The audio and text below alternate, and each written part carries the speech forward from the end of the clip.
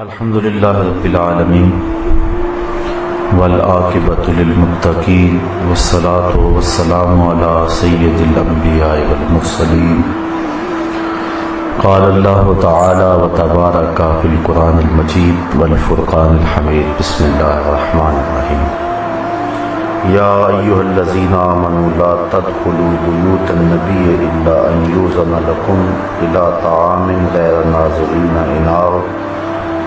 غیر ناظرین اناہ ولکن اذا دعیتم فادخلوا فاذا طعمتم فانتشروا ولا مستانسین للحدیث ان ذلکم کان یؤذی النبی فیستحیی منکم واللہ لا یستحیی من الحق صدق اللہ مولانا العظیم وصدق رسولہ النبی الکریم الرؤوف الرحیم اللہم نور قلوبنا بالقرآن وزین اخلاقنا بالقرآن وادخلنا الجنة بالقرآن ونجنا من النار بالقرآن قال اللہ تعالی وتبارک فی القرآن المجید والفرقان الحمید بسم اللہ الرحمن الرحیم ان اللہ وملائکتہ یصلون علی النبی یا ایھا الذین آمنوا صلوا علیہ وسلموا تسلیما الصلاۃ والسلام علیک یا رسول اللہ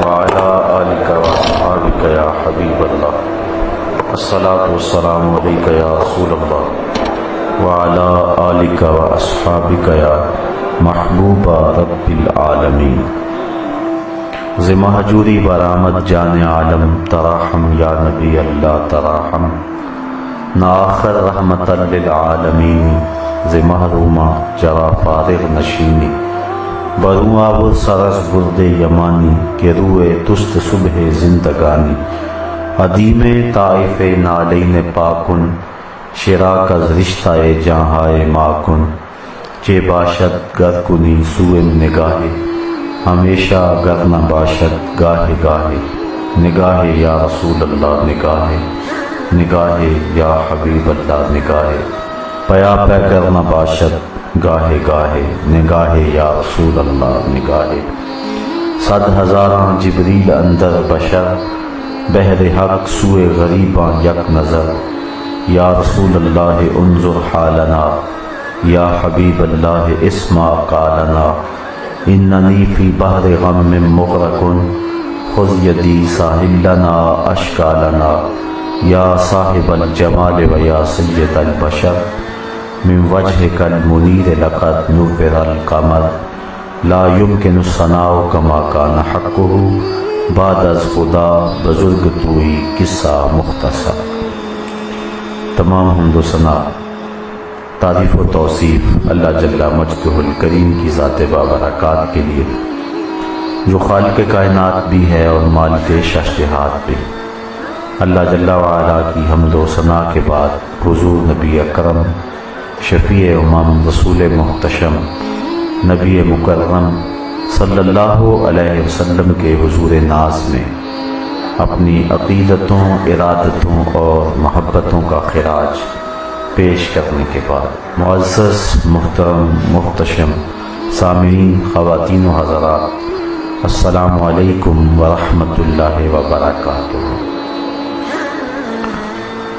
اسلام میں آداب معاشرت کے عنوان سے کچھ گفتگو آج کی اس نشست میں آپ کے گوش گزار کرنا چاہوں گا۔ اللہ تعالیٰ میری زبان پہ کلمۃ الحق جاری فرمائے۔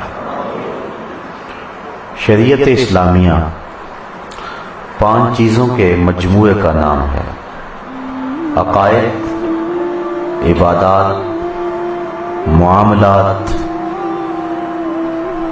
اور حسن اخلاق اور حسن معاشرت۔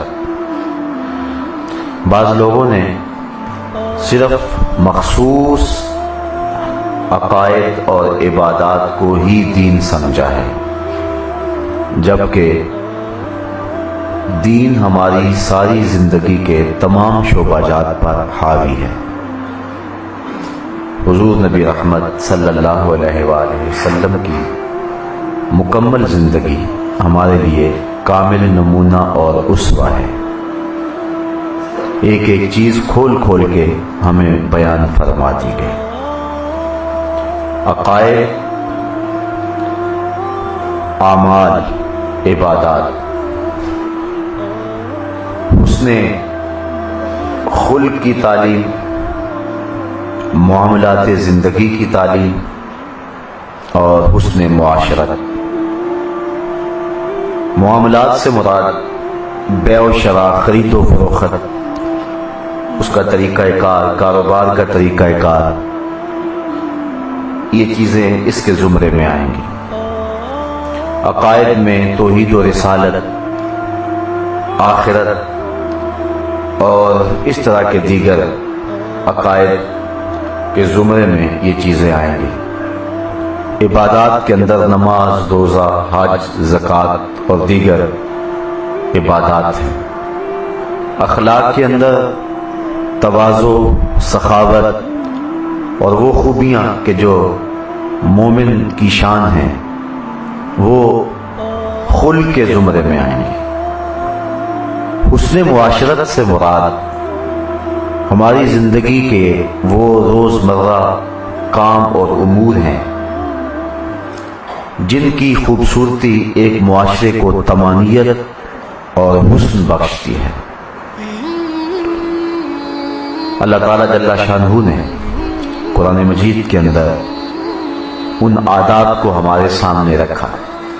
میں نے آپ کے سامنے سورہ احزاب کی آیت نمبر 53 تلاوت کرنے کا شرف حاصل کیا، اس کا کچھ حصہ۔ اس میں اللہ تعالیٰ جل شانہ نے اپنے محبوب علیہ السلام کی چوکھٹ کا ادب بھی سکھایا اور امت کو انداز معاشرت بھی بتایا۔ آقا کریم جب صحابہ کی دعوت فرمائی تو وہ اس شوق میں کہ ہم حضور کے مہمان بن رہے ہیں تو وقت سے پہلے ہی آ گئے، ابھی کھانا تیار بھی نہیں ہوا تھا، اور پھر کھانے کے انتظار میں بیٹھے رہے۔ کھانا پکا، گھر میں جگہ اور گنجائش تھوڑی تھی، تو جو بیٹھے ہوئے ہیں وہ کھانا کھا کر بھی وہیں بیٹھے رہے۔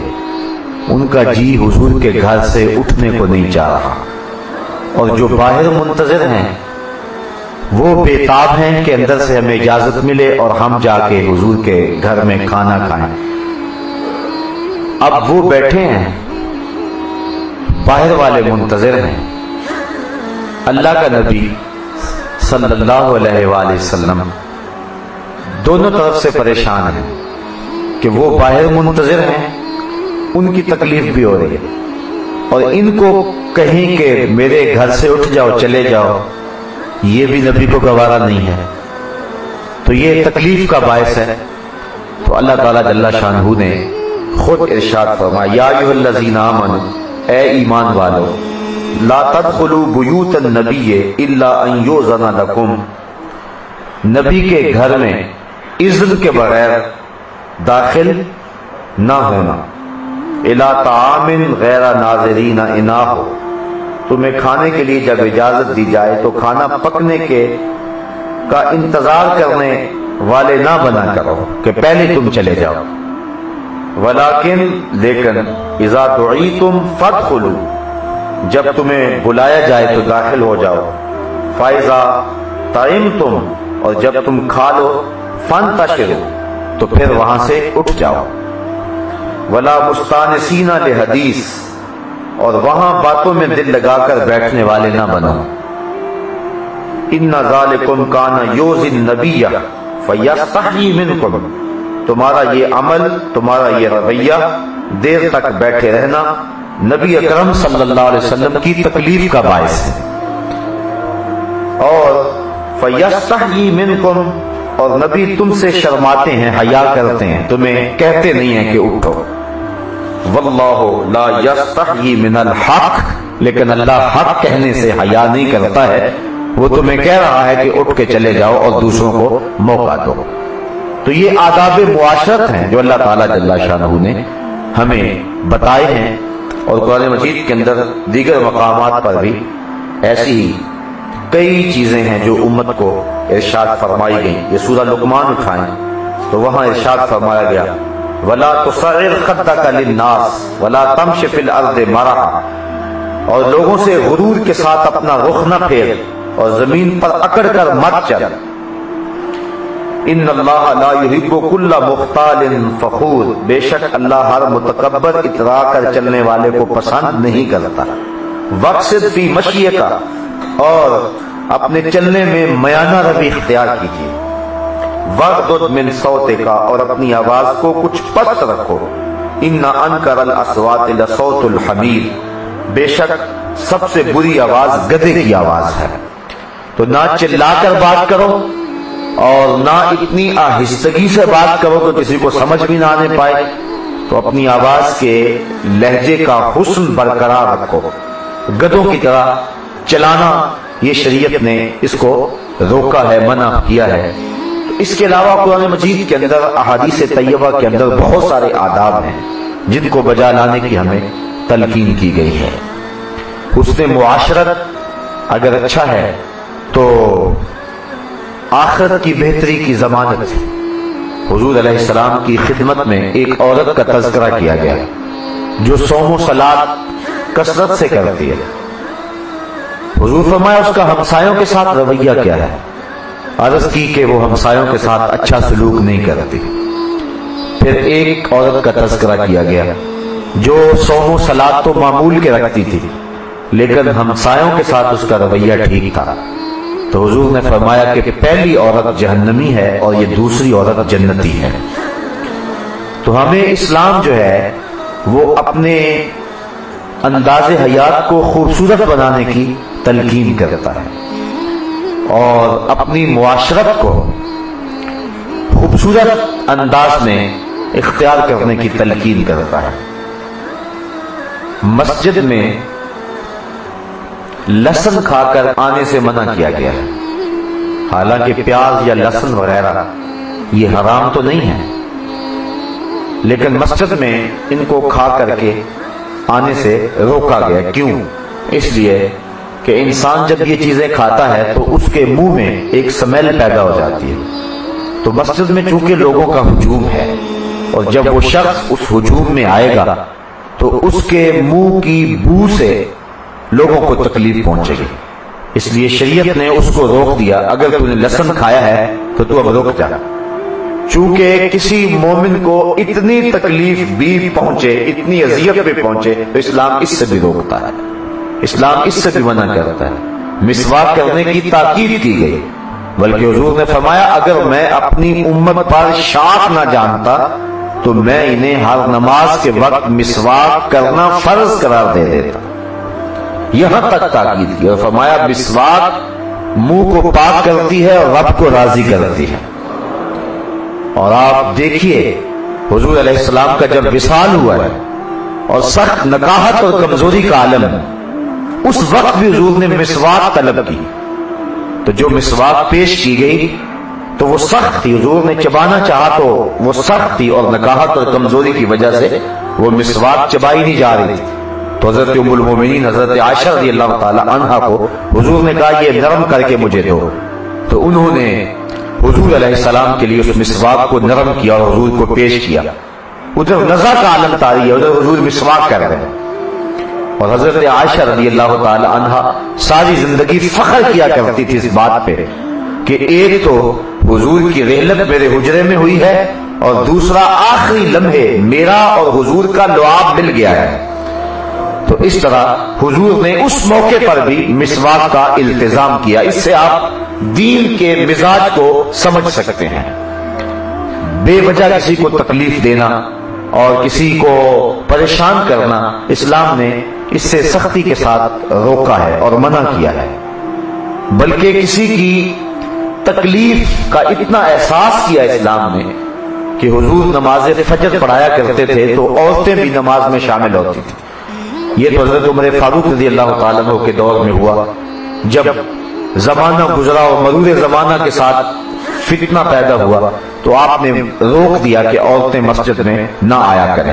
تو پہلے مسجد میں عورتیں آیا کرتی تھی، پہلی صفیں مردوں کی، پھر بچوں کی، پھر اس کے بعد خنسا اور ہیجڑوں کی، اور پھر اس کے بعد عورتوں کی صفیں ہوا کرتی تھی۔ مسجدوں میں عورتیں آیا کرتی، حضور تلاوت کیا کرتے، لیکن کبھی ایسا ہوتا کہ کسی عورت کا بچہ جو اس کے ساتھ آ گیا ہوتا وہ روتا، تو حضور علیہ السلام اس عورت کے دل کی نزاکت کا لحاظ اور خیال کرتے ہوئے قرات کو مختصر کر دیتے، اس لیے کہ اب بچہ رو رہا ہے تو ماں کے دل کو تو تکلیف ہو رہی ہوگی، تو حضور علیہ السلام قرات کو مختصر کر دیتے۔ آج ہمیں اس قدر کو سامنے رکھنا ہوگا، اپنے خطبوں کو مرتب کرتے ہوئے بھی اس کا لحاظ رکھنا ہوگا، اور خلق خدا کو جس طرح ہم تکلیف پہنچا رہے ہیں، ایک بندہ لاؤڈ سپیکر کھولتا ہے اور یہ خیال ہی نہیں کرتا کہ ہمسایوں پہ کیا بیت رہی ہے اور جو بیمار ہیں ان کا کیا حال ہو رہا ہے، وہ کہتا ہے میں نے جو بچپن سے لے کر آج تک استادوں سے پڑھا ہے اب میں وہ سارا کچھ سنا کے ہی جان چھوڑوں گا۔ یہ اسلام کا مزاج نہیں ہے۔ حضور قرات مختصر کر دیا کرتے تھے نماز کے اندر، اس لیے کہ جو بچے رو رہے ہیں تو ان کی ماؤں کے دل کو تکلیف ہو رہی تھی، ان کے دل جوئی کے لیے حضور قرات کو مختصر فرما لیا کرتے تھے۔ ان چیزوں کا لحاظ، ان چیزوں کا بھی خیال رکھا گیا ہے۔ آج ہمارے رویے جو ہیں وہ بڑے عجیب سے ہیں، اور ہم شریعت کے مزاج کو بالکل نظر انداز کر چکے ہیں۔ بعض اوقات آپ کو بھی اتفاق ہوا ہو کہ بعض اوقات روڈ بلاک ہوتی ہے پیچھے بھی اور دوسری سمت بھی، اور دو ڈرائیور آپس میں باتیں کر رہے ہوتے ہیں، سواریاں ادھر سے بھی بیچاری پریشان ہوتی ہیں اور ادھر سے بھی پریشان ہوتی ہیں، اور ان کی گفتگو کیا ہوتی ہے، یہ بتی بہتر جو ہے وہ کدھر گئی ہے، وہ گزر گئی ہے کہ نہیں گزر گئی، وہ وہاں جو ہے وہ گفتگو کر رہے ہوتے ہیں، اور جو لوگ ہیں وہ سخت پریشان ہوتے ہیں۔ عجیب قسم کے ہمارے رویے اور ہمارے انداز بنے ہوئے ہیں۔ اس لیے اسلام نے ہمیں حسن معاشرت کا درس دیا ہے کہ ہمارے عمل، ہمارے رویے اور ہمارے کسی بھی طریقے سے کسی مومن کو تکلیف نہ پہنچے۔ آپ نے وہ حدیث شبرات کے دنوں میں سنی ہوگی کہ حضرت عائشہ صدیقہ رضی اللہ تعالی عنہا فرماتی ہیں کہ میں نے دیکھا کہ حضور چارپائی پہ نہیں ہیں، تو میں حضور کی تلاش میں مختلف ازواج مطہرات کے حجروں کی طرف گئی، لیکن حضور نہ ملے۔ پھر میں نے دیکھا تو حضور جنت البقیع میں تھے، تو آقا کریم نے فرمایا عائشہ کیا تو نے سمجھا کہ اللہ کا رسول تیرے حق کو مارے گا؟ اور پھر حضور نے فرمایا کہ یہ شعبان کی بابرکت رات ہے اور اس میں قبیلہ بنو کلب کی بکریوں کے بالوں کے برابر اللہ گناہگاروں کو جہنم کی آگ سے آزاد فرما دے۔ اب حدیث کی آپ تفصیلات پڑھیں، تفصیلات یہ ہیں کہ حضور چپکے سے اٹھے ہیں اور بولے سے دروازہ کھولا ہے، اور حضرت عائشہ رضی اللہ تعالی عنہا کو پتہ نہیں چل سکا کہ حضور میرے پاس سے آرام سے اٹھ کر کے چلے گئے ہیں۔ حضور نے وضو بھی کیا ہے لیکن کھٹکا نہیں ہونے دیا، دروازہ بھی کھولا ہے لیکن آواز نہیں پیدا ہونے دی، اس لیے کہ عائشہ کی نیند میں خلل نہ آ جائے۔ جو اپنی بیوی کی نیند کے خلل کا اتنا لحاظ رکھتا ہے کہ خلل نہ آئے، تو اس دین کی قدروں کو سمجھنے کی کوشش کریں۔ حضرت مقداد بن اسود کہتے ہیں، ایک لمبی حدیث ہے جس کا حصہ یہ ہے کہ وہ حضور کے مہمان بنے تھے اور چند دن انہیں حضور کے ہاں جو ہے وہ مہمان بننے کا شرف حاصل ہوا۔ وہ کہتے ہیں حضور کبھی رات کو تاخیر سے آتے تو ہم سو گئے ہوتے یا ہم جاگ رہے ہوتے، تو حضور جب تشریف لاتے تو حضور اتنی آہستگی کے ساتھ السلام علیکم کہتے کہ اگر ہم جاگ رہے ہوں تو ہم جواب دے دیں، اور اگر ہم سو رہے ہوں تو ہمیں پتہ بھی نہ چلے۔ یعنی اس چیز کا حضور خیال اور لحاظ رکھتے تھے کہ سونے والوں کی نیند میں خلل پیدا نہ ہو، چونکہ وہ لوگ سوئے ہوئے ہیں یا جاگ رہے ہیں، دونوں کیفیتوں میں ایک کیفیت ہو سکتی ہے۔ تو اگر وہ جاگ رہے ہیں تو سلام نہ کہا جائے، یہ بھی اچھی بات نہیں ہے، اور اگر سو رہے ہیں تو سلام کہا جائے، یہ بھی اچھی بات نہیں ہے۔ تو حضور نے امت کے لیے نمونہ بننا ہے، تو آقا کریم علیہ السلام جو ہے آ کے جب سلام فرماتے ہیں تو آواز کو اتنا پست رکھتے ہیں کہ اگر وہ جاگ رہے ہوں گے تو وہ سلام کا جواب دے دیں گے، اور اگر وہ سو چکے ہوں گے تو آواز اتنی پست ہے کہ ان کو محسوس نہیں ہوگا اور ان کی نیند میں خلل پیدا نہیں ہوگا۔ میں اور آپ اپنے رویے، اپنے عمل اور اپنے کردار کو دیکھیں۔ گھر کے افراد، مہمان، ان کا اتنا خیال رکھا جا رہا ہے کہ ان کی نیند میں خلل پیدا نہ ہونے پائے۔ تو یہ شریعت کا مزاج ہے اور یہ اسلامی معاشرت ہے جس کی ہمیں تعلیم دی گئی۔ معاشرت کے حوالے سے بہت ساری باتیں اور بہت سارے عنوانات ہیں، وقت کی تنگ دامانی اس کا احاطہ نہیں کر سکتی، لیکن چند چیدہ باتیں میں آپ کے سامنے رکھنے کی کوشش کروں گا۔ حسن معاشرت میں ایک چیز تحیت المسلم ہے، السلام علیکم کہنا، اور السلام علیکم کہنا سنت ہے اور اس کا جواب دینا واجب ہے۔ السلام علیکم جو کہتا ہے اس کو ثواب زیادہ ملتا ہے وعلیکم السلام کہنے والے سے، اور یہاں حکم دیا ہے کہ بڑا چھوٹا اس کی تمیز نہیں ہے ایک دوسرے کو سلام کرے، اور وہ آگے سے جواب دیں، حتیٰ کہ کوئی سلام لکھتا ہے تمہیں، کوئی خط لکھتا ہے تو جب آپ اس کا جواب لکھیں گے تو اس کا جواب لکھنا نہ بھولیے گا، کیونکہ اس کا جواب دینا تمہارے اوپر واجب ہے۔ تو جس طرح اس نے سلام کہا اتنا جواب دینا واجب ہے، لیکن اگر آپ اس پہ اضافہ کریں تو یہ مستحب ہے آپ کے لیے۔ مثال کے طور پہ کسی نے کہا السلام علیکم تو آپ جواب کے اندر فرماتے ہیں وعلیکم السلام۔ اس نے کہا السلام علیکم، آپ نے بھی اتنی بات کہی وعلیکم السلام، لیکن اگر آپ کہیں وعلیکم السلام ورحمۃ اللہ وبرکاتہ تو پھر یہ زیادہ خوبصورت ہے کہ آپ اس کے سلام پر اضافہ کریں، نیوندرا ڈالیں اس کو۔ وہ کہے کہ تیرے اوپر سلامتیاں ہو تو آپ جواب کے کہیں کہ تیرے اوپر سلامتیاں بھی ہوں، اللہ کی رحمتیں بھی ہوں اور برکتیں بھی ہوں۔ تو اس طرح یہ آداب ہیں سلام کے، اور جو کھڑا ہے وہ بیٹھے ہوئے کو سلام کرے، جو چل رہا ہے وہ کھڑے ہوئے کو سلام کرے، اور جو سواری پر ہے وہ پیدل کو سلام کرے، اور اس طرح جو بہتر سواری پر ہے وہ اپنے سے کم تر سواری پر بیٹھے ہوئے شخص کو سلام کرے تاکہ صرف تکبر ٹوٹے۔ جو لینڈ کروزر پر بیٹھا ہے وہ کار والے کو سلام کرے، کار والا موٹر سائیکل والے کو سلام کرے، موٹر سائیکل والا سائیکل والے کو سلام کرے، اور وہ چلنے والے کو سلام کرے، چلنے والا جو کھڑا ہے اس کو سلام کرے، اور جو کھڑا ہے وہ بیٹھے ہوئے کو سلام کرے، اور بیٹھا ہوا ہے جو لیٹے ہوئے کو سلام کرے۔ اس طرح جو ہے جو اعلیٰ درجے پر ہو وہ سلام کا آغاز کرے اور پھر وہ اس کا جواب دے، اور اس کے ساتھ اگر مصافحہ کر لے تو وہ روایت میں آتا ہے جب دو مومن صدقے دل کے ساتھ مصافحہ کرتے ہیں تو ان کے ہاتھ جدا ہونے سے قبل اللہ دونوں کے صغیرہ گناہ معاف فرما دیتا ہے۔ اللہ اکبر، حضور خوبصورت مصافحہ کرتے ہیں، اپنے دونوں ہاتھوں میں اس شخص کا ہاتھ لے لیتے اور پھر جتنی دیر تک وہ آمادہ نہیں ہوتا تھا حضور ہاتھ نہیں چھوڑتے تھے، اور ہاتھ کو تھوڑا سا دبانا یہ بھی مسنون ہے، اتنا نہ دبائیں کہ اس کو بیچارے کو تکلیف ہو۔ اس کا معانقے کا بھی یہی معاملہ ہے کہ معانقہ کریں، کسی سے گلے مل سکتے ہیں، اگر وہ شخص جس سے آپ معانقہ کر رہے ہیں وہ محلے شہوت نہ ہو اور فتنے کا اندیشہ نہ ہو تو معانقہ کریں، اگر ایسا کوئی اندیشہ موجود ہے تو پھر معانقے سے گریز کریں۔ تو اس کو آپ اپنے گلے سے لگائیں اور اس کو دبائیں، لیکن اتنا نہ دبائیں کہ اس بیچارے کو تکلیف شروع ہو جائے، جس طرح کہ بعض لوگ زور آزمائی شروع کر دیتے ہیں۔ مجھے اچھی طرح یاد ہے ایک مرتبہ ایسا ہوا کہ میں کہیں گیا تو وہ بڑے زور سے ملتے تھے، اور ایک پہلوان نے تو مجھے اپنے بازو میں جکڑ ہی لیا اور بڑے زور سے دبایا، حتیٰ کہ میں بہت پریشان ہو گیا۔ میں نے کہا میاں یہ کیا کر رہے ہو؟ کہنے لگا فیض حاصل کر رہا ہوں۔ میں کہا یہ فیض حاصل کر رہے ہو یا فیض نچوڑ رہے ہو؟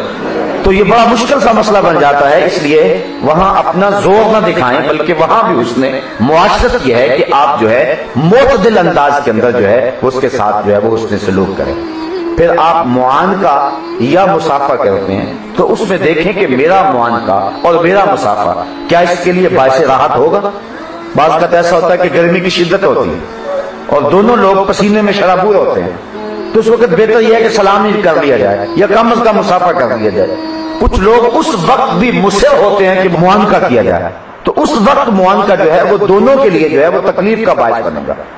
اس لیے جب کسی دوسرے مومن کو تکلیف کے امکان کی صورت ہو سکتی ہے تو پھر اس وقت جو ہے وہ آپ معانقے کو ترک کر دیں، اس وقت صرف مسافر پہ۔ اور اگر مسافر میں بھی بعض کا کبھی ایسے حالات ہوتے ہیں، رش ہوتا ہے، کیفیت ایسی ہوتی ہے، تو کسی دوسرے مومن کو آپ دھکا دے کے کسی شخص سے، معزز شخص سے، کسی عالم سے، کسی بزرگ سے، کسی پیر سے مصافحہ کرتے ہیں اور اس نیکی کو حاصل کرنے کے لیے آپ نے کئیوں کو کچلا ہے اور کئیوں کو دھکے دیے ہیں، تو یہ نیکی نہیں ہے، بلکہ حکم دیا گیا ہے کہ حجر اسود کو چومنے کے لیے بھی اگر کسی مومن کو تکلیف دینی پڑے تو آپ اس سے گریز کریں، دور سے اس کی طرف ہاتھ کر کے اس کو چوم لیں، وہ استسلام کر لیں، وہی کافی ہوگا اور اللہ تعالیٰ تمہیں حجر اسود چومنے کا ثواب عطا فرما دے گا۔ تو کسی مومن کی تکلیف دہی سے بچیں، اور ہم جو ہے وہ اس بات کا خیال اور لحاظ نہیں رکھتے ہیں، ہمارے جو من میں آتی ہے ہم نے اس کو ہر صورت میں پورا کرنا ہوتا ہے، اس کے لیے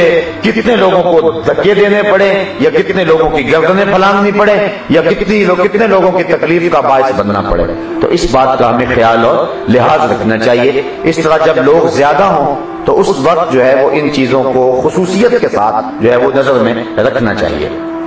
اسی طرح آداب مجلس بھی حسن معاشرت میں آتے ہیں کہ آپ جب کسی مجلس میں جائیں تو اس کے لیے یہ ہے کہ جہاں جگہ ملے بیٹھ جائیں۔ صدر مجلس کو اختیار ہے، اگر وہ کسی وجہ سے کسی شخص کو آگے بلانا چاہے تو وہ اتنی پس و پیش بھی نہ کرے۔ یعنی لوگ دو طرح کے ہیں، کچھ تو لوگ ہوتے ہیں کہ جن کو پیچھے بیٹھے ہوں تو بلایا جائے تو لاؤڈ سپیکر پر بھی آواز دی جائے تو وہ اٹھ کے آگے آتے ہی نہیں ہیں، جبکہ یہ بھی آداب مجلس کے خلاف ہے۔ اگر کسی کو بلایا جائے، کسی کو جو ہے وہ اسٹیج پہ کسی جگہ پہ عزت دی جائے تو وہ اپنے مصنوعی عجز کا اظہار نہ کرے، وہ اس نے خود تو نہیں چاہا ہے تو وہ جو ہے وہ آ جائے۔ اور دوسری طرف یہ ہے کہ اگر رش ہے تو لوگوں کی گردنیں پھلانگ کر کے آگے آنے سے روکا گیا ہے، بلکہ ایک روایت میں آتا ہے قیامت کے دن وہ شخص کے جمعہ کے دن جو لوگوں کی گردنیں پھلانگ کے آگے جاتا ہے اس کو جہنم کا پل بنایا جائے گا اور لوگ اس کے اوپر سے گزریں گے اور روندیں گے اس کو، یہ سزا ہوگی کیونکہ اس نے 4 گناہ کیے تھے۔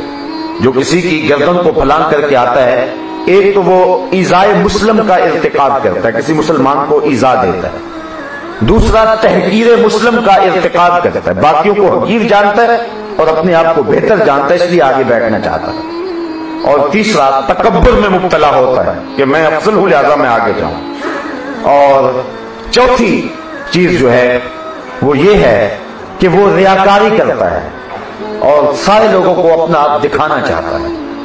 تو یہ دونوں چیزیں ان کا ہمیں لحاظ رکھنا چاہیے۔ اگر کسی بزرگ کو یا کسی وجہ سے کسی کو جو ہے وہ منتظمین صدر محفل آگے بلانا چاہے تو وہ اڑ کے نہ بیٹھ جائے، بار بار اعلان کیا جب وہ اٹھتا ہی نہیں ہے، ایک تو بات یہ ہے، اور دوسری بات یہ ہے کہ اگر کسی وجہ سے جو ہے وہ آگے جگہ نہ ملے، لیٹ پہنچا ہے یا کوئی اور سبب پیدا ہو گیا تو کوئی بات نہیں۔ بعض لوگ ایسے ہوتے ہیں کہ اگر ان کو آگے جگہ نہ ملے تو وہ پیچھے بیٹھ تو جاتے ہیں لیکن کرتے رہتے ہیں اور انہیں تکلیف ہوتی رہتی ہے۔ اس کا مطلب یہ ہے کہ وہ باقیوں سے اپنے آپ کو افضل سمجھتے ہیں، تو وہ سمجھتے ہیں کہ یہ میرا ٹھکانہ نہیں تھا، یہ میرے بیٹھنے کی جگہ نہیں تھی، تو وہ وہاں بیٹھے بھی تکلیف میں ہوتے ہیں، جبکہ مومن کا یہ مزاج نہیں ہوتا ہے۔ تو مجلس میں جہاں جگہ ملے وہاں بیٹھ جانا چاہیے اور یہ اصرار نہیں کرنا چاہیے۔ ہاں اگر آگے بلایا جائے، جس طرح کہ حضرت وابصہ رضی اللہ تعالی عنہ بیٹھے آ کے تو حضور نے فرمایا ادنو یا وابصہ، وابصہ پیچھے بیٹھ کے ہو ذرا آگے آ جاؤ۔ حضرت وابصہ اٹھ کے آگے ہوئے، فرمایا ادنو یا وابصہ، وابصہ اور نیڑے آ جاؤ۔ حضرت وابصہ کہتے ہیں میں اور قریب ہو گیا، پھر حضور فرمایا وابصہ اور نیڑے آ جاؤ۔ حضرت وابصہ رضی اللہ تعالیٰ عنہ فرماتے ہیں میں اتنا قریب ہوا، میں اپنے مقدر پر قربان جاؤں، میں اتنا قریب ہوا کہ میرے گھٹنے حضور کے گھٹنوں سے چھونے لگے۔ جب اتنا قریب ہو گیا تو حضور فرمایا وابصہ کوئی سوال پوچھنے آئے ہو؟ میں نے عرض کیا حضور میں سوال پوچھنے آیا ہوں۔ کہا وابصہ جو پوچھو گے تم پوچھو گے یا میں ہی بتا دوں کیا پوچھنے آئے ہو؟ عرض کی حضور اگر آپ بتا دیں پھر تو حد ہو جائے۔ فرمایا سنو تم خیر اور شر کے بارے میں پوچھنے آئے ہو، اچھائی کیا ہے اور برائی کیا ہے، یہی تمہارا سوال ہے نا؟ عرض کیا حضور یہی میرا سوال ہے۔ کہا اس سوال کا جواب میرے سے لینا یا اپنے آپ سے لینا؟ عرض کی حضور اگر جواب آتا ہوتا تو سوال ہی کیوں بنتا؟ فضرب علی صدرہ فقال استفت من قلبک، حضور نے حضرت وابصہ کے سینے پہ ہاتھ مارا، کہا وابصہ یہ اندر ہی مفتی بیٹھا ہوا ہے، اس سے ہی پوچھ لے، یہی بتا دے گا اچھائی کیا ہے اور برائی کیا ہے۔ کسی کو پوچھنے کی ضرورت نہیں، یہ اندر ہی مفتی بیٹھا ہوا ہے، یہ بتا دے گا کہ اچھائی کیا ہوتی ہے برائی کیا ہوتی ہے۔ اس لیے مجلس کے جو آداب ہیں ان کی رعایت رکھی جائے، اور مجلس کے اندر گفتگو کے جو آداب ہیں ان کی بھی رعایت رکھی جائے۔ فرمایا کہ جب 3 آدمی بیٹھے ہوں تو 2 آدمی آپس میں سرگوشی نہ کریں، تیسرا آدمی سوچے گا پتہ نہیں انہوں نے کیا بات کی ہے، اس کی تکلیف کا باعث ہوگی یہ بات۔ اس لیے جب 3 آدمی بیٹھے ہوں تو 2 آدمی آپس میں سرگوشی نہ کریں، اگر انہوں نے کوئی خفیہ بات کرنی ہے تو پھر کسی اور موقع کی طاق میں رہیں۔ اس طرح اس شخص کو، اس مومن کو ایذا پہنچے گی کہ میں کوئی غیر اہم ہوں، لہذا میرے سے بات نہیں کی گئی اور میرے سے چھپ کے بات کی گئی ہے۔ تو بعض باتیں ہوتی ہیں کہ وہ تنہا ہی کرنا ہوتی ہیں، لیکن حسن معاشرت یہ ہے کہ ان باتوں کو کرنے کے لیے موقع اور جگہ اور تلاش کر لیں، کسی مومن کی ایذا کا باعث نہ بنے۔ اور اسی طرح کلام کے اندر اعتدال کریں، گفتگو کے اندر اعتدال رکھیں، لمبی گفتگو بھی نہیں ہونی چاہیے اور اتنی مختصر بھی نہیں ہونی چاہیے کہ مفہوم بھی واضح نہ ہو۔ آپ جب کسی سے کلام کرتے ہیں تو اس بات کا التزام رکھیں، اور وہ سن چکے آپ سورہ لقمان میں کہ نہ تو آواز پست ہو اور نہ ہی آواز بلند ہو، بلکہ درمیانی آواز کے ساتھ گفتگو کی جائے۔ جب آپ کسی سے گفتگو کریں تو اس کو مشقت میں نہ ڈالیں کہ بس اشارے اور کنائے کرتے جائیں اور جس کے لیے اس کو مشقت اٹھانا پڑے بات کو سمجھنے میں۔ بات سیدھی سیدھی کریں، 2 ٹوک کریں۔ یا ایھا الذین آمنوا قولوا قولا سدیدا، اے ایمان والو سیدھی اور 2 ٹوک بات کرو۔ اس کا فائدہ کیا ہوگا؟ اس سے تمہارے اعمال بھی ٹھیک ہو جائیں گے اور اللہ تمہاری مغفرت بھی فرما دے گا۔ پھر جب بات کرو تو لوگوں کے فہم کے مطابق کرو، یہ بھی گفتگو کا ادب ہے۔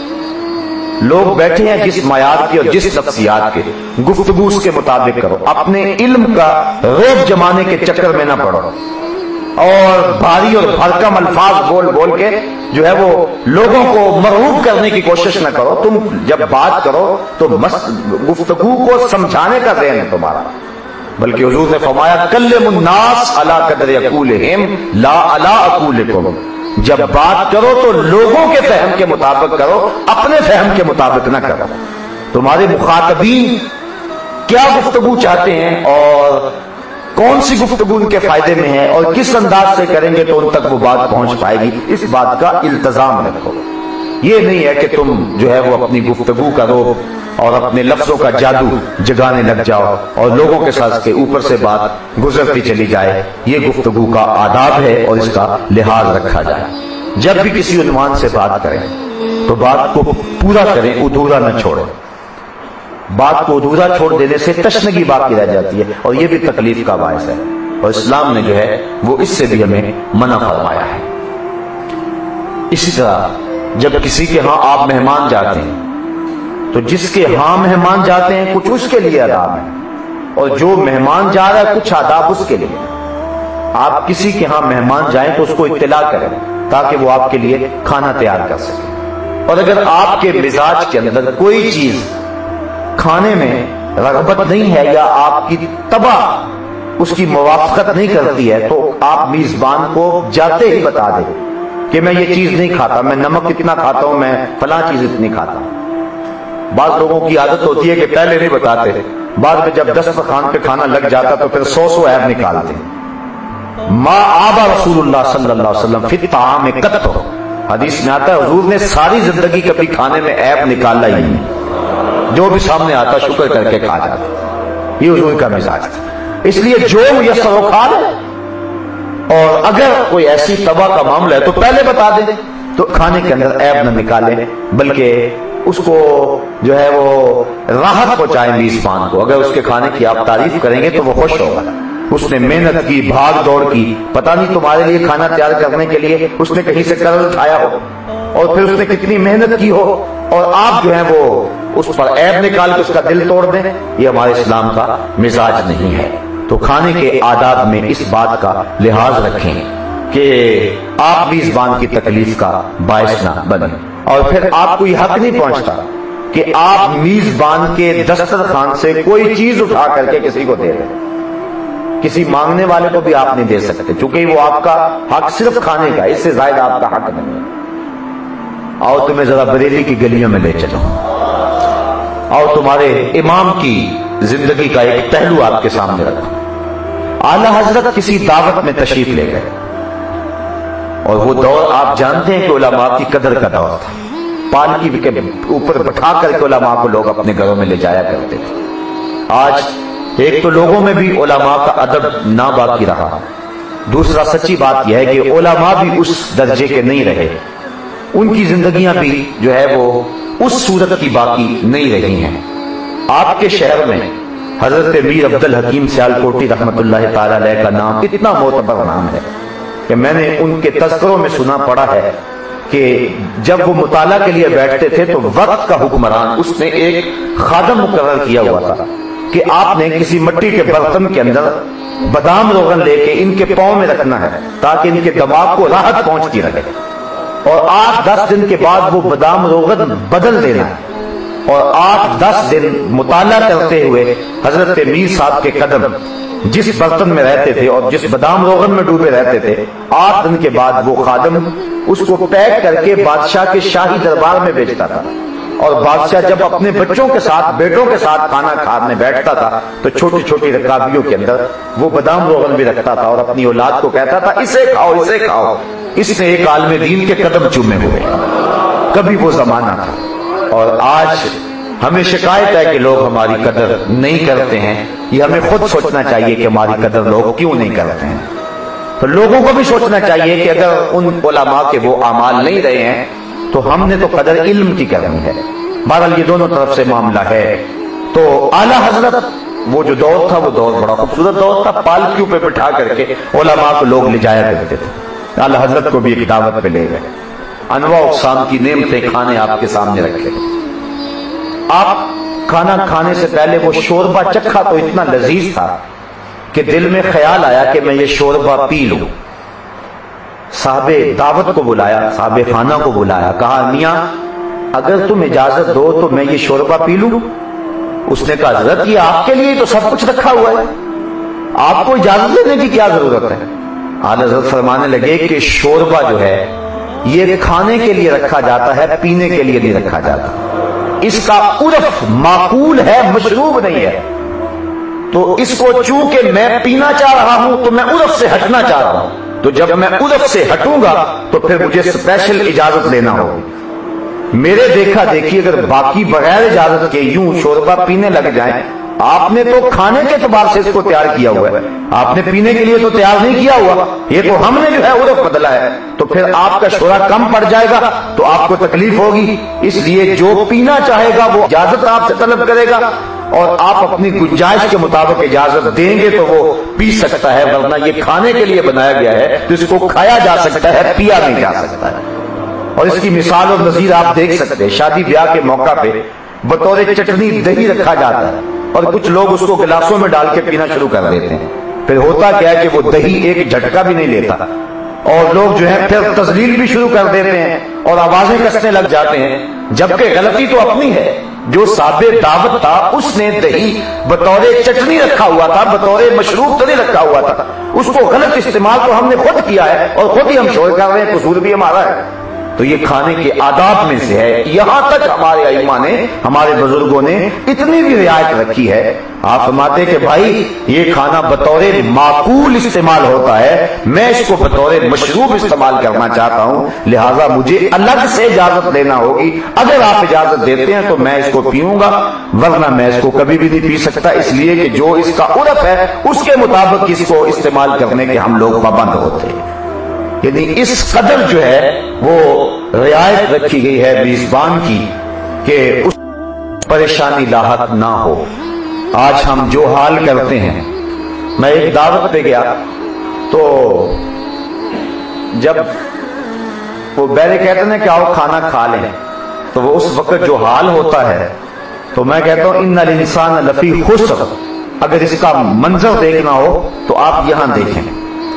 تو میں وہ جہاں وہ باورچی پکا رہا تھا وہاں چارپائی پہ جا کے بیٹھ گیا، تو جو بھی وہ سالن وغیرہ لے کے جائیں تھوڑی دیر کے بعد وہی واپس آ جائے اور وہ کہیں کہ جی اس کے اندر جو ہے وہ لیگ پیس ڈالو، تو وہ مجھے وہ باورچی کہنے لگا کہ کاش کوئی ایسی مرغی دریافت ہو جائے جس کی صرف ٹانگیں ٹانگیں ہوں اور کوئی چیز ہو ہی نہ، باقی چیز تو کو کھانے کے لیے آمادہ ہی نہیں ہوتا ہے اور اس طرح جو ہے وہ اہل خانہ کی تذلیل کی جاتی ہے اور بار بار واپس پلٹا کر کے جو ہے وہ کھانے کی بھی بے حرمتی ہوتی ہے اور اہل خانہ کو بھی جو ہے وہ رگڑا جاتا ہے اور ان کو ذلیل کیا جاتا ہے. یہ چیزیں بڑی ضروری ہیں. شاید آپ سمجھیں کہ ہم وقت نکال کے آئے ہیں اور یہ عام سی باتیں کر رہے ہیں. یہ آداب معاشرت اس کی اسلام کے اندر بہت زیادہ اہمیت ہے اور ان چیزوں کا لحاظ اور خیال رکھنے کی ہمیں تلقین کی گئی ہے. ہمیں جو ہے وہ اس کی طرف ہمیں بلایا گیا ہے کہ ہم اس انداز کے ساتھ جو ہے وہ آداب معاشرت کا لحاظ رکھیں. اسی طرح جب کسی کے ہاں آپ مہمان جاتے ہیں تو سب سے اہم کام جو ہے، حضرت لقمان حکیم کہتے ہیں میں نے 400 نبیوں سے ملاقات کی، 400 انبیاء سے ملاقات کی اور ہر کی صحبت میں تھوڑا تھوڑا وقت گزارا ہے اور ان سے میں نے بہت کچھ سیکھا ہے اور جو ان کے ملفوظات میں نے سنے ہیں تو وہ میں نے جمع کیے تو وہ 8000 کلمات ہو گئے جو نبیوں کی تعلیمات کا خلاصہ تھا.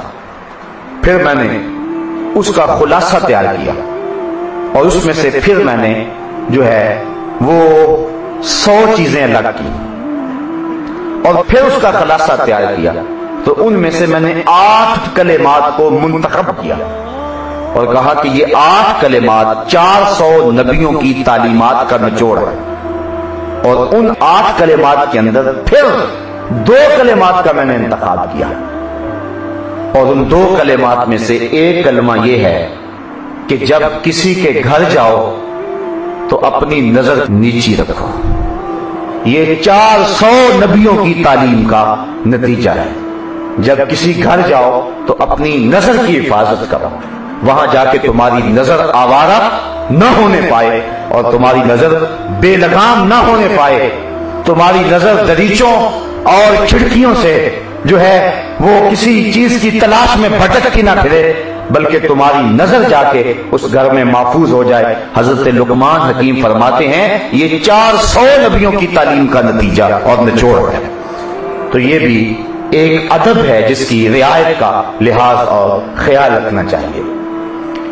مہمان نوازی اور میزبانی کے آداب کی ایک لمبی فہرست ہے لیکن میں اپنی بات کو مختصر کرتے ہوئے آداب مریض اور تیمارداری کے حوالے سے 2-1 باتیں کر کے اپنی بات کو مزید مختصر کروں گا کہ جب کوئی شخص بیمار ہو جائے تو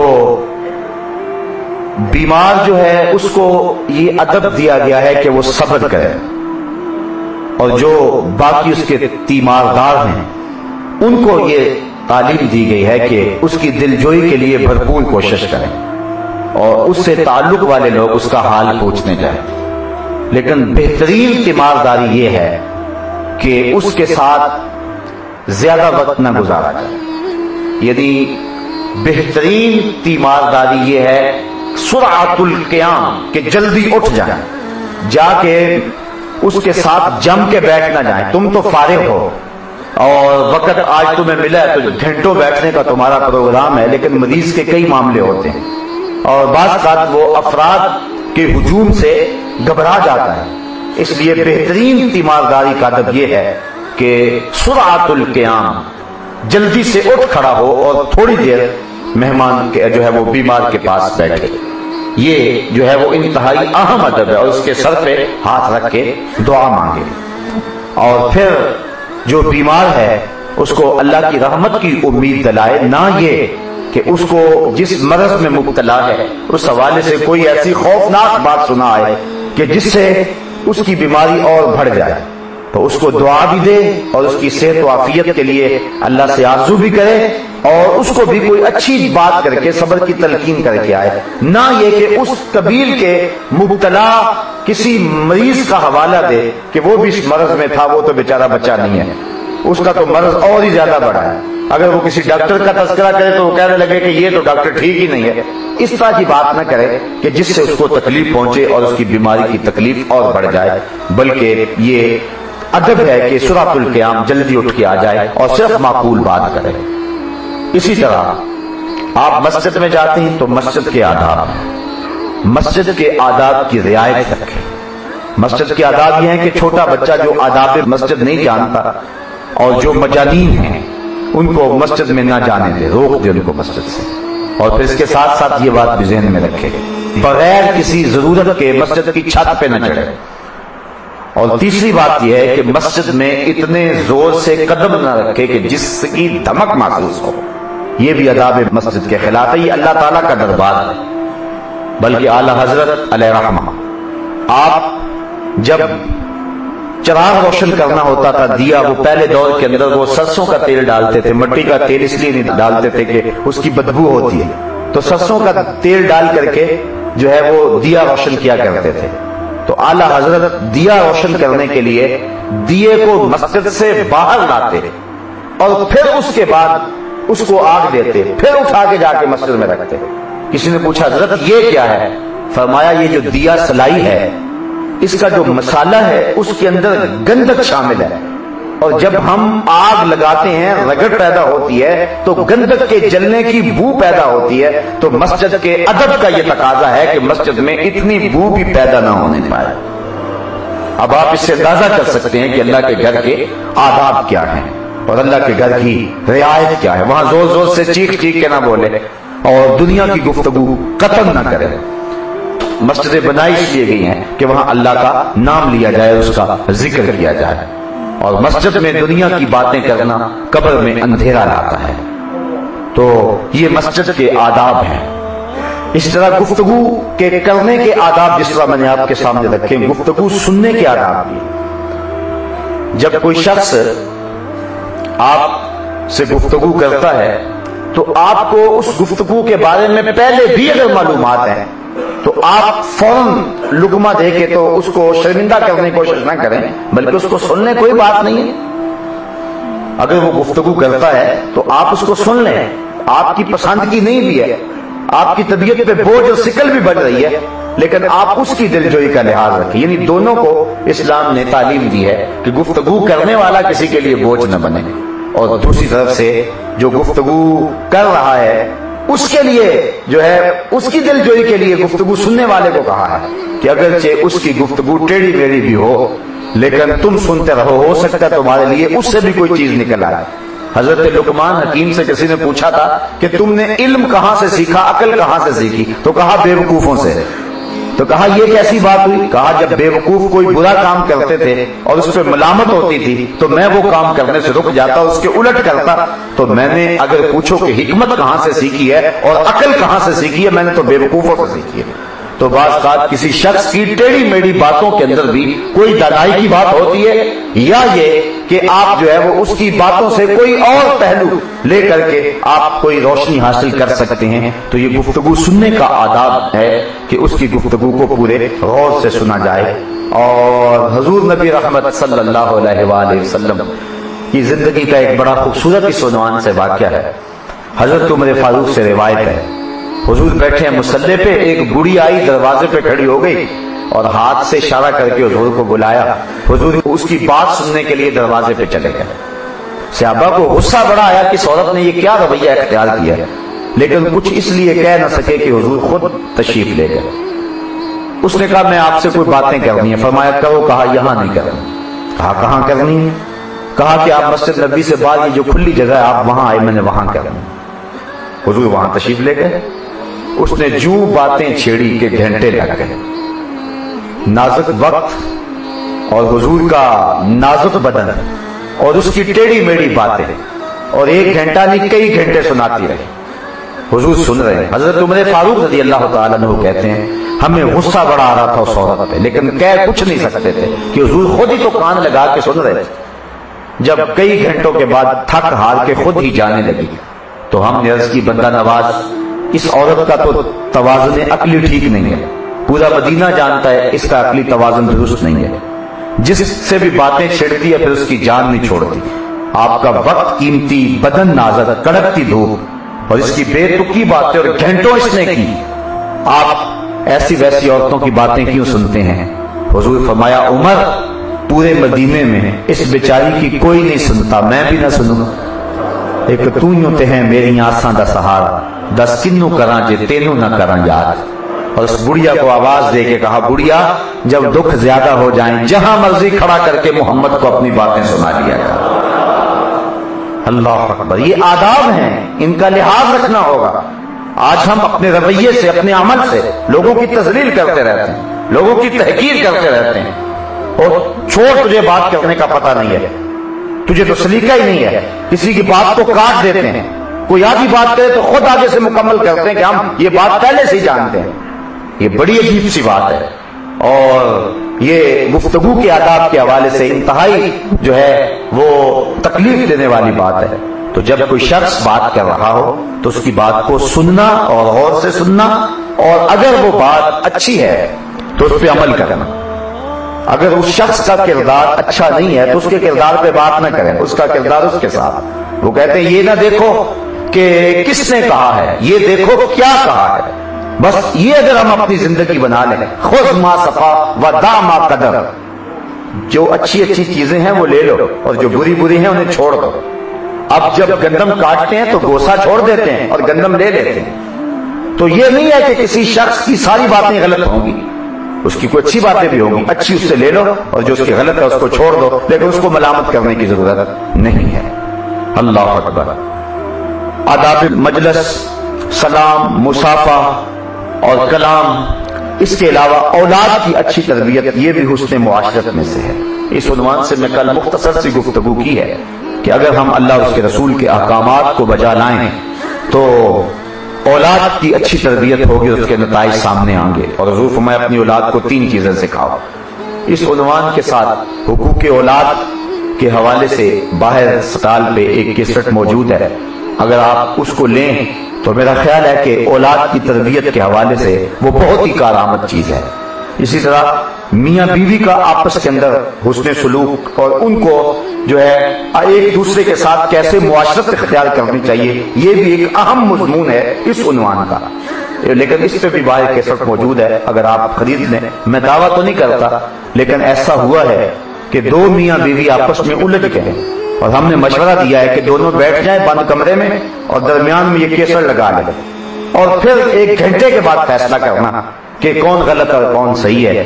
اور مجھے ہمیشہ یہی رپورٹ ملی ہے کہ گھنٹے کے بعد دونوں کی صلح ہو گئی ہے، حتیٰ کہ 1 واقعے ایسے بھی ہوئے ہیں کہ طلاق تک نوبت پہنچی ہے، لیکن اس کو سننے کے بعد انہوں نے آپس میں رجوع کیا ہے۔ تو وہ اگر لیں اور معاشرے میں اس کو پھیلائیں تو اس سے بھی بہت سارے فائدے حاصل ہوں گے، اور یہ ہمارا انداز معاشرت ہونا چاہیے۔ بعض لوگوں کا رویہ ہوتا ہے کہ وہ باہر بڑے اچھے ہوتے ہیں، ہنس ہنس کے ملتے ہیں لوگوں کو، لیکن اپنے گھر کے اندر جا کے ایک دم فرعون بن جاتے ہیں، جبکہ یہ اچھا رویہ نہیں ہے۔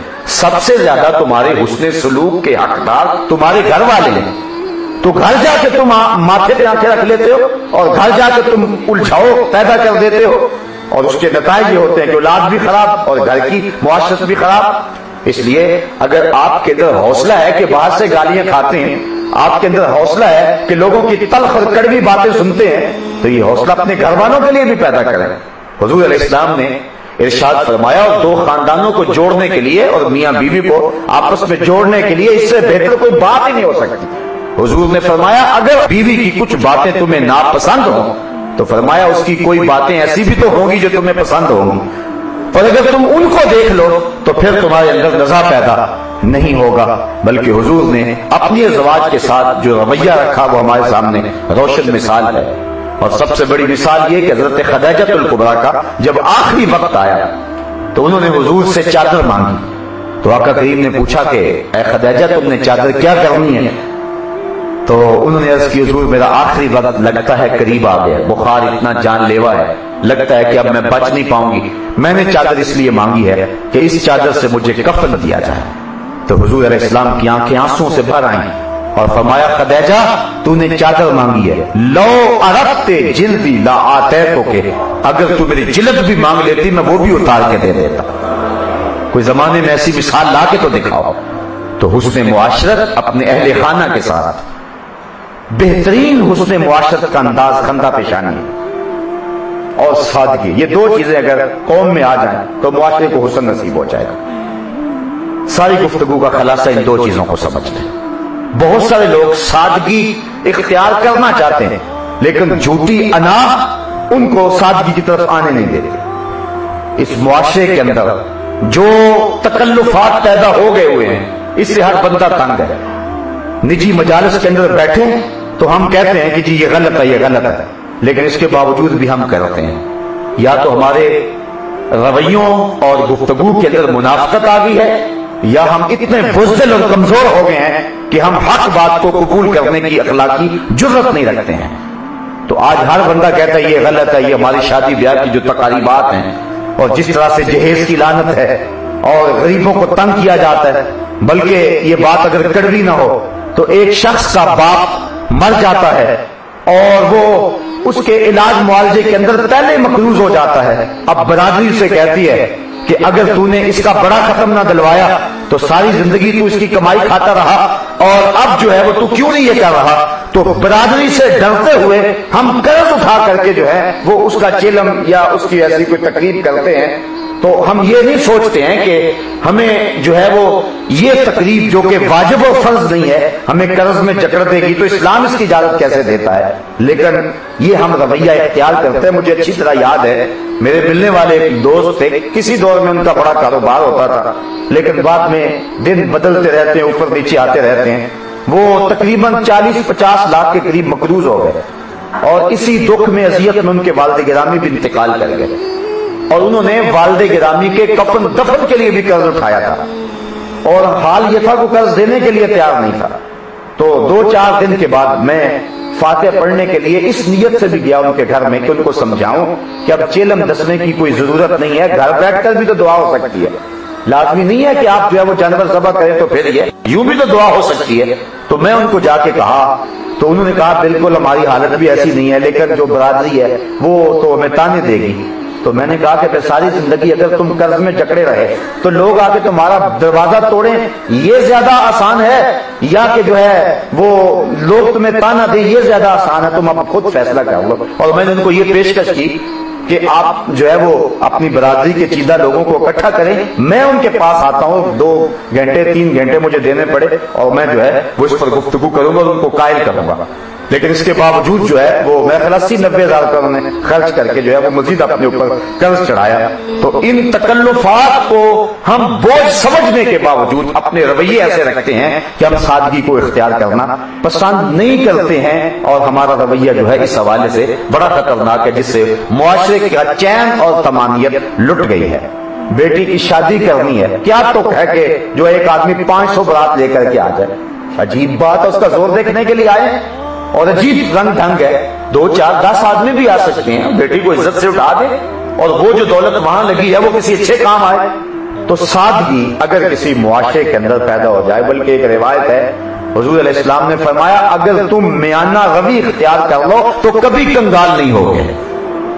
یعنی معیشت کی بہتری کا تیر بہدف نسخہ ہے کہ تم اپنی زندگی کے اندر اعتدال پیدا کر لو اور ایک معاشرت کا اس سے حسن پیدا ہوتا ہے. اور دوسری بات خندہ پیشانہ، اور وہ کل روایت میں نے آپ کے سامنے رکھی کہ حضور نے فرمایا لا تحتقرن من المعروف ولو ان تلق اخاک بوجه طلق، کہ نیکی کو کبھی بھی تم چھوٹا نہ سمجھنا اگرچہ تم اپنے مومن بھائی سے ہنس کر کیوں نہیں ملتے ہو.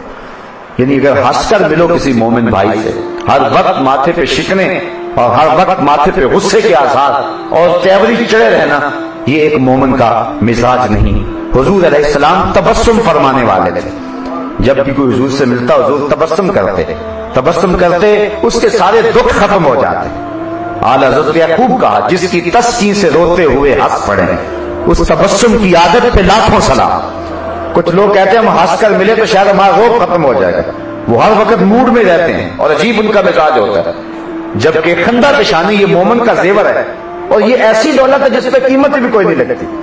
آپ کسی کا دل جیتنا چاہیں، آپ کسی کو خوشی دینا چاہیں تو آپ کچھ نہیں دے سکتے، اتنا تو دے سکتے ہیں کہ اس کو ہنس کے ملنے دیں. تو جب اس کو ہنس کے ملیں گے تو یقیناً اس کو تسکین پہنچے گی. لیکن بعض لوگوں کا رویہ اس حوالے سے بھی بڑا تلخ اور کرخت ہوتا ہے. میں کل اپنے دوستوں کو ایک بات سنوان سے سنا رہا تھا. صوفی صاحب جانتے ہیں ہمارے دوست ہیں عبید اللہ ستی صاحب، اسلام آباد سے درس قرآن کے ساتھی ہیں. ایک دن یہی بات ہو گئی کہ بعض لوگ بڑے ہر وقت غصے میں رہتے ہیں، وہ درود بھی پڑھ رہے ہوں پھر بھی غصے میں ہوتے ہیں. تو وہ اپنا ایک تجربہ بیان کرنے لگے. وہ کہنے لگے میں جس محکمے میں کام کرتا ہوں ہمارا جو ڈائریکٹر ہے وہ ہر وقت غصے میں ہوتا ہے، ہم نے کبھی زندگی میں اس کو ہنستے دیکھا ہی نہیں. وہ صبح سیر کر رہا ہو پھر بھی غصے میں ہوتا ہے، نسیم سحر چل رہی ہو پھر بھی غصے میں ہوتا ہے، سرمئی بادل طاری ہوئے ہوں، آسمان پہ ساون برس رہا ہو وہ پھر بھی غصے میں ہی ہوتا ہے، ہر وقت غصہ ہی غصہ اس کے چہرے پہ۔ وہ کہتے ہیں ایک مرتبہ ایسا ہوا، عورتیں گھروں میں سیٹنگ بدلتی رہتی ہیں، کبھی بیڈ اٹھا کے ادھر رکھ دیا اور جو ہے وہ چارپائیاں ادھر رکھ دی، اور کبھی جو ہے وہ سیف ادھر رکھ دی، یہ عورتوں کا مزاج ہوتا ہے۔ تو اس نے اپنے شوہر سے کہا کہ ذرا 2 ملازم بھیجنا دفتر سے، تو وہ میرے ساتھ تھوڑی سی سیٹنگ تبدیل کروا دے۔ تو 2 ملازم دفتر سے گئے۔ میرا مقصود ہنسانا آپ کو نہیں ہے، لیکن یہ چونکہ بات تبسم پہ بھی ہو رہی ہے تو کہا لگا کر ہنسنے سے گریز کر لیں گے، لیکن ویسے تبسم میں کوئی حرج نہیں ہے، اور اس سے تفہیم مسئلہ بھی ہو جائے گی جو میں آپ کو سمجھانا چاہتا ہوں۔ وہ کہتے ہیں وہ 2 ملازم ان کے گھر گئے، جب وہ چارپائیاں وہ بیڈ وغیرہ چینج کر رہے تھے تو ایک ملازم کی ہنسی نکل گئی اور ہنسی پہ کنٹرول نہ کر سکا۔ بیگم صاحبہ کو پریشانی ہوگی کہ پتہ نہیں یہ کس وجہ سے ہنس رہا ہے، اس نے پوچھنا شروع کر دیا کہ آپ کیوں ہنسے ہیں؟ وہ کہنے لگا بس مجھے کوئی بات یاد آ گئی تو میں بس اس وجہ سے ہنس رہا ہوں، لیکن اس کو پریشانی تھی، وہ بار بار پوچھتی۔ اس نے کہا اگر جان کی امان چاہوں تو بات یہ ہے کہ مجھے بھی 17 سال ہو گئے ہیں صاحب کی ملازمت کرتے ہوئے، میں نے زندگی میں کبھی ان کو ہنستے نہیں دیکھا، یہ بیڈ روم میں جو تصویر لگی ہوئی ہے اس پہ مسکرا رہے ہیں، تو مجھے اس وجہ سے ہنسی آ گئی ہے۔ تو وہ جو بیوی تھی وہ بھی زور زور سے ہنسی۔ تو اس نے کہا بیگم صاحبہ اب آپ بتائیے آپ کیوں ہنسی ہیں؟ تو وہ کہنے لگی میرے پاس بھی یہی سرمایہ ہے، کبھی میں نے بھی اس کے علاوہ ان کو کہیں ہنستے ہوئے نہیں دیکھا ہے۔ تو تبسم کے اندر کیا جو ہے وہ بوجھ لگ جاتا ہے، کیا تکلیف ہو جاتی ہے، تو مومن کو خندہ پیشانی سے ملنا یہ ایک بہت بڑی دولت ہے، بالخصوص عیدین کے موقع پر اور شادی خوشی کے موقع پر جو ہے وہ مسرتوں کا تبادلہ اور مسرتوں کا اظہار کرنا، یہ معاشرے کا حسن ہے۔ ہمارے اس معاشرے کے اندر جس معاشرے میں ہم جی رہے ہیں، ہمارے معاشرے کی یہ پرابلم ہے بہت بڑی کہ ہم ہر وقت جو ہے وہ پریشان ہی رہتے ہیں۔ ایک مرتبہ میں کسی درس قرآن پہ جانا تھا تو اس وقت میرے پاس گاڑی نہیں ہوتی تھی، تو انہوں نے ڈرائیور بھیجا اور میں ساتھ چلا گیا۔ سفر اتنا لمبا تو نہیں تھا، لیکن جاتے ہوئے بھی واپسی تک بھی وہ جو ڈرائیور صاحب تھے وہ سخت غصے میں، اور میں پریشان ہو گیا۔ میری طبیعت کوئی جمالیاتی سی ہے اور گفتگو کوئی ہو جائے اس طرح کی تو طبیعت کو تسکین پہنچتی ہے۔ تو جب واپسی آئے تو مجھ سے نہ رہا گیا، تو میں نے کہا حضرت کیا مسئلہ ہے، میری آپ کی پہلی ملاقات ہے اور آپ سخت غصے میں جاتے ہوئے بھی آتے ہوئے۔ تو اس کو پھر ہنسی آ گئی، کہنے لگا اصل میں بلڈ پریشر کا مریض ہوں اس لیے جو ہے میرے لیے مشکل ہے۔ میں نے کہا یہی تو علاج ہے اس کا، اگر تم ہنسو تو تمہاری یہ تکلیف دور ہو جائے۔ تو آئیے میں اور آپ اپنی زندگی کو اور اپنے شب و روز کو حسن دیں، اچھائی دینے کی کوشش کریں، اور اپنے اندر کو صاف کریں گے تو یقیناً مسرت نصیب ہوگی۔ اصل ہمیں خوشی اس لیے نہیں ملتی کہ ہم لوگوں کو خوش نہیں رکھتے ہیں، یہ تجربہ کر لیں، جو لوگوں کے لیے خوشیاں بانٹتا ہے اس کو حقیقی مسرت نصیب ہوتی ہے، اور جو دکھ بانٹے اس کو کبھی خود مسرت نصیب نہیں ہو سکتی۔ وہ کیا کسی نے کہا تھا کہ تم نے ہر کھیت میں انسانوں کے سر بوئے ہیں، اب زمین خون اگلتی ہے تو شکوہ کیسا، جب زمینوں میں انسانوں کے سر بو گے تو پھر تم مسرت کی فصل نہیں کاٹ سکتے، اور جب لوگوں کے دکھ تم سنو گے اور ان کو خوشیاں دو گے تو پھر تمہاری معاشرت کے اندر حسن آ جائے گا، اور جب تم انسانوں کے ساتھ حسن سلوک کرو گے تمہاری زندگی خود سہل ہو جائے گی۔ تو یہ 2 ضابطے ہیں کہ ایک تو ہم تبسم کا مزاج بنائیں اور مسرتیں تقسیم کریں اور خوشیاں بانٹیں، اور دوسری طرف جو ہے وہ ہم سادگی کی زندگی کو اختیار کرنے کا مزاج بنائیں۔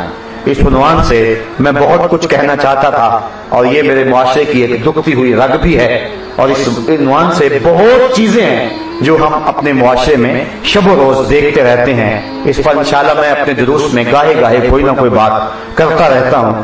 آج اس عنوان سے یہ چند باتیں، وہ یہ عام سی باتیں آپ سمجھیں گے، لیکن اگر ہم ان چیزوں پہ غور کریں تو ہمارا معاشرہ خوبصورتیوں کی طرف آ جاتا ہے، ہمارا معاشرہ روشنیوں کی طرف آ جاتا ہے۔ ہمیشہ رات کے اندھیرے نہ دیکھیں، کبھی چمکتے ہوئے ستاروں کو بھی دیکھ لیا کرو، اور ہر وقت شب دہجور کی ظلمتیں نہ دیکھیں، کبھی چاند کی چاندنی کا نظارہ بھی کیا کرو، اور صرف ہر وقت شدت کی گرمی کا شکوہ ہی نہ کریں، کبھی گھنے درختوں کی ٹھنڈی چھاؤں بھی دیکھا کرو، اور ہر وقت جو ہے وہ پسینے میں شرابور ہو کے شکوے کی زبان نہ کھولا کرو. کبھی سرمئی بادل ساون کے چھائے ہوئے اور رم جم برستے ہوئے بادلوں کی برکھا اور بہار بھی دیکھا کرو. ہر وقت کانٹوں کا شکوہ نہ کیا کرو. کبھی گلاب کی پتیوں کے اوپر شبنم کے گرے ہوئے قطروں کو بھی دیکھا کرو اور بلبل کو گیت گاتے ہوئے بھی دیکھا کرو. کبھی صبح صبح جو ہے وہ کوئل کے لہجے کی بھی سماعت بھی کیا کرو. اور زندگی کو تھوڑا سا جمال دو, زندگی کو تھوڑا سا اجالا دو, اور زندگی کے دکھ جو ہیں وہ ختم ہو جاتے ہیں اور تکالیف جو ہے وہ ختم ہو جاتی ہیں. بھول جانے کا مزاج بھی بناؤ. بھول جانا بھی اللہ کی نعمت ہے. غموں کو بھول جایا کرو اور خوشیوں کو خریدا کرو. اور حقیقی خوشیاں تب ملے گی جب اوروں کو خوشیاں دو گے. جب بیوی کو خوشیاں دو گے تمہارا گھر خوشحال ہوگا. جب بچوں کو خوشیاں دو گے تمہاری زندگی خوشحال ہوگی. جب ہمسائے کو خوشی دو گے تمہارے آنگن میں سویرے ہوں گے. اور جب تم معاشرے کو خوشی دو گے تو تمہاری زندگی جو ہے وہ باغ و بہار بن جائے گی. لیکن اگر تم لوگوں کو خوشیاں نہ دے سکے تو لوگ تمہیں خوشیاں نہیں دیں گے, اور سوائے جو ہے وہ جلنے اور کٹنے مرنے کے اور کچھ نہیں ہوگا. اس وقت میرے معاشرے کو جو ہے وہ حسن کی ضرورت ہے.